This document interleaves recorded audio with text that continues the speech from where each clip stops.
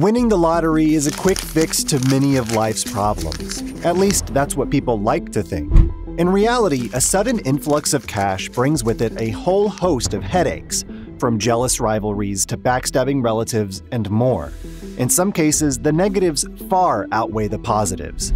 Welcome to The Dive, where we go deep on the topics that interest us the most. And in this video, we're going to be looking at 4 more people whose lives were ruined by winning the lottery. And if you haven't seen my first video on this topic, I highly recommend taking a look at that one too. Jack Whittaker's story is both a marvel and a cautionary tale wrapped into one. Back in 2002, he struck gold by snagging what many dream of, a whopping $314.9 million Powerball jackpot. It was the kind of money that could make Scrooge McDuck jealous. Not that Jack desperately needed the money, mind you. He was already a millionaire at the time of the win, and looking back, he says he wishes he'd torn up the ticket. The 55-year-old was the president of a construction company in West Virginia, and at the time of his big win, he was already living pretty comfortably. In fact, he already had a net worth of $17 million. He only ever bought lottery tickets when the jackpot was over $100 million, and when he won, he opted to take $170.5 million in cash rather than a $314.9 million annuity. In other words, he wanted it all at once instead of receiving a smaller annual payout. However, even with all that cash, instead of sailing off into the sunset, Whittaker's life spiraled into a series of nightmares that would make you question if winning the lottery really is cursed. For starters, the fortune attracted attention like moths to a flame. Suddenly, long-lost relatives and newfound friends emerged from the woodwork, all with outstretched hands and grand expectations. Jack didn't exactly help matters by insisting on carrying suitcases full of money around, though. In the first of many stressful incidents, he once left $545,000 in his car while visiting a strip club. His car was broken into and thieves made away with the expensive loot. This was less than a year after Whittaker's lottery win. The thing is, 5 months later, the exact same thing happened. Only this time it was $200,000 and the money was later recovered. When asked about why he would carry that much cash around, Whittaker simply responded, "Because I can." The lack of foresight on this man. He may have been asking to be robbed, but what happened next is just scary. 2 employees of the same strip club, the one where Jack never seemed to get lucky, conspired to rob him again. Thankfully, their plot was foiled and they were arrested and charged with conspiracy to put drugs in Whittaker's drink. The following year, 2004, was a bumper year for tragedies in Jack's life. In September, the boyfriend of his granddaughter was found dead in Jack's home. The 18-year-old had overdosed on a cocktail of drugs, including oxycodone, methadone, and cocaine. Less than 2 months later, Whittaker's 17-year-old granddaughter was also found dead, this time at the property of a male friend. She was reportedly found wrapped in a plastic tarp and dumped behind an old van. Drugs were also found in her system, and nobody was ever charged with a crime. In the years that followed, Whittaker found himself in court multiple times. Once as a result of bouncing $1.5 million worth of checks to cover gambling losses at Caesars Atlantic City, and another time for failing to pay a woman who had previously sued him for some unknown reason. However, these court cases paled in significance to what happened in 2009, when Whittaker's then 42-year-old daughter was found dead, unexpectedly and without any explanation. No foul play was suspected in her death. In 2016, Whittaker's house burned down and was a complete loss. Do you think he had insurance? Of course not. Luckily, nobody was injured. When speaking to ABC News, Whittaker attributed the heart-wrenching events in his past to what he deemed the ominous aftermath of his Powerball victory. "My granddaughter is dead because of the money," he told ABC. "You know, my wife had said that she wished she had torn the ticket up. Well, I wish that we had torn the ticket up too." He went on to say that he also didn't like himself or what he had become. Jack Whittaker died in June 2020 following a lengthy illness.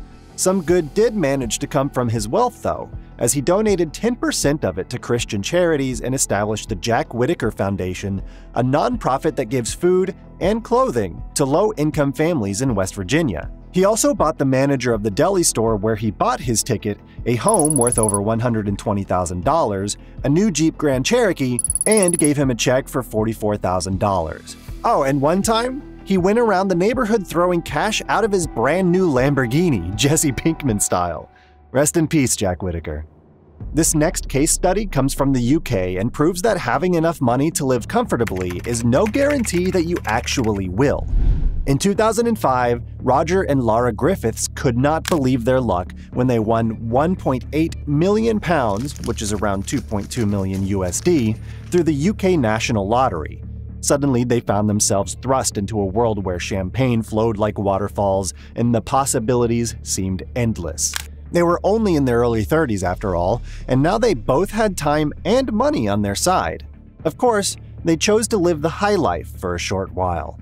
The pair indulged in lavish vacations, including 5-star holidays to Dubai, New York, and Monaco. They splurged on designer goodies like handbags, jewelry, and furniture for their new £700,000 home.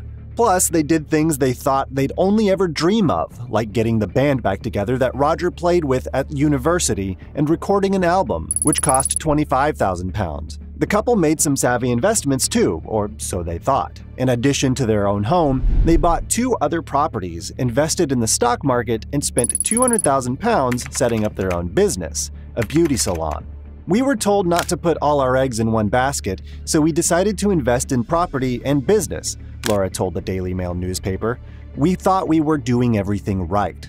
Laura, who had been previously working as a performing arts teacher at a local college, began working at the spa, while Roger, a former global accounts manager for a recruitment firm, quit his job to become a house husband and manage the couple's finances. Only, he didn't seem to be very good at that. To be fair to him, he couldn't have predicted a global recession which ended up being the worst recession in the UK since World War II. Nor could he predict that Laura's father would fall ill in 2009, or that their house would catch fire in 2010.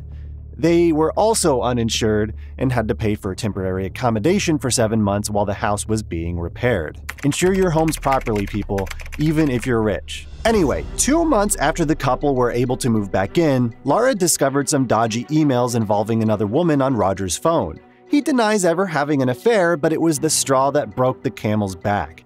The marriage was already under severe strain due to their financial woes. Roger stormed out of the house, and a week later he dropped another bombshell. The couple's fortune was completely gone. Every last penny had been spent, and they were now in very real danger of being deeply in debt. By 2013, just 8 years after their win, Roger revealed that he only had £7 left in the bank, and he was living off of his parents. The pair's 14-year marriage came to an end, and their eldest daughter no longer speaks to Roger because of what he did. Ours is really a cautionary tale, he warned. We're both well-educated people who worked hard to make our businesses a success. If this can happen to us, it can happen to anyone.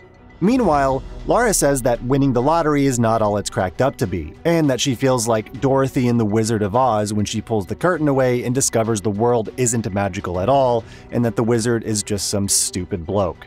She also says that she doesn't get any sympathy because she won the money instead of earning it, and that she's not even back to square one. She's worse off than before. Poor Laura. Literally. If you thought Laura was taking it badly, though, wait until you hear about how our final lottery winner handled things.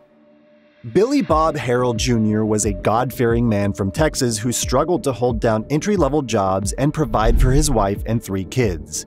After 15 years of moving around and failing to set up his own businesses, he scraped together a few dollars every Wednesday and Saturday to play the lottery in hopes of winning a better life. Then, on June 28, 1997, that fateful day came.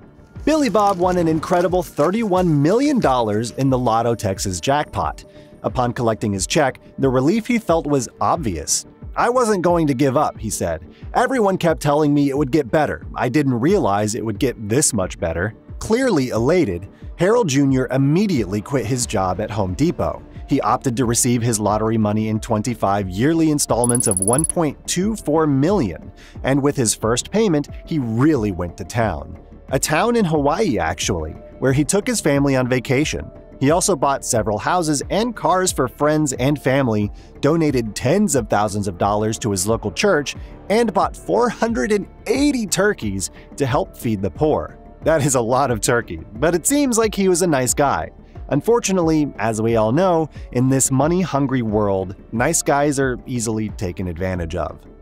Billy Bob's extravagant spending drew some unwanted attention, prompting him to change his phone number multiple times due to strangers demanding donations. Winning the lottery had changed Billy Bob, as it does so many people, and just 8 months after hitting the jackpot, his marriage broke down, with his wife, Barbara Jean, filing for divorce.